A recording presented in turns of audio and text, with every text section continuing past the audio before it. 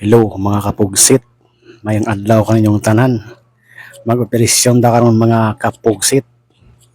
Din higilid sa sapa. Mga gitaaning kahuyan.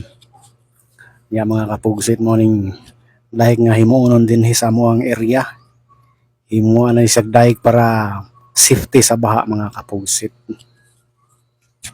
Yan nagsubay-subay ko diri gilid sa sapa. Nindot na kaindalan mga kapugsit.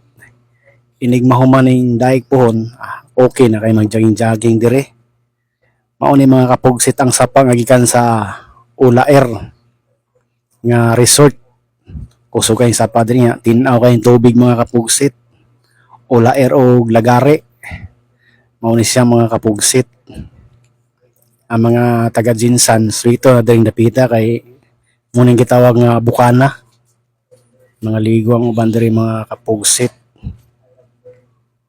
O tinaw kay sapa mga kapugsit. Ya mao na daik mga kapugsit sa tulay. Muning tulay nga agi Ulaer.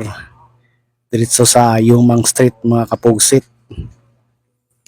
Pila may sugilanon mga kapugsit.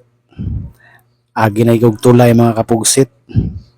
Ato ang silip-silipon ng mga gilid kapugsit oh. Taas kay ning tulaya mga kapugsit. Isilip ko sa ubos pero murag man hiyak akong tiyan mga kapugsit kay lalom kayo. Inya tawd-tawd mga kapugsit, abot na ko sa pikas tulay. Nako ilalam sa kawayan kay perting initan ni alas 10 man ni mga kapugsit. Yang atong operasyonan mao ni mga kapugsit. Mga tag-gabi dire. Sa uban kay gitawag ni sag abalong. Ang uban pud og bus mga kapugsit, ang say tawag ani sa inyo Basta mga kuani kay lami maguni sagat ang mga kapugsit. Pangpataas man daw ning kinabuhi mo ingon sa uban, ambot lang sa katinuod mga kapugsit. Ako ani siyang pang-ibton.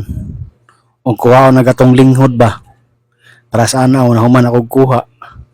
Nag-prepare na pud ko ani para mauli mga kapugsit. Pero tinaning inita kay alas 11 na mga kapugsit. Nako ani sa dala no, napasilong ko gamay sa akwan.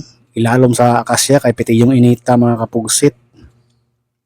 Nya tawad ani mga kapugsit kay niabot na buta sa payag, atuwa na po ning limpyuhan para atong lutoon. Daghan pa kay na sa mga basura mga kapugsit oh. Ingani man ang proseso magluto ani. Napod tay duha ka kalubi diri para atong igata ning gabi. Inya kayang proseso ani kay ingani man ako ni pagluto mga kapugsit. Akong gisahon ng lamang sa bulad para mo gawas ang iyang aroma mga kapugsit. Nya butang nato tong ikatulong pinugaan sa lubi. Una-una na to ibutang mga kapugsit katong iyang bunga. Sabay tawag ana. Pagkahuman niyang lawas na pud. Kay dali ra man guni siya maluto mga kapugsit. Perting puno gyud sa tong kawa din ani kalaha mga kapugsit. Kawa ni kay dako kayo ni. Puno yun kayo. Unya taod-taod mga kapugsit. Hapit na po ni siya maluto mga kapugsit. Gamay na lang kulang ani kay gutom na kayo. Hapit na mag-alas 2 mga kapugsit.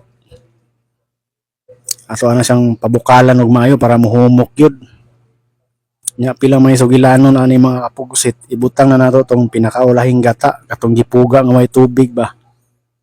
Para lapot yun kayo. Nya kay alas 2 naman mga kapugsit.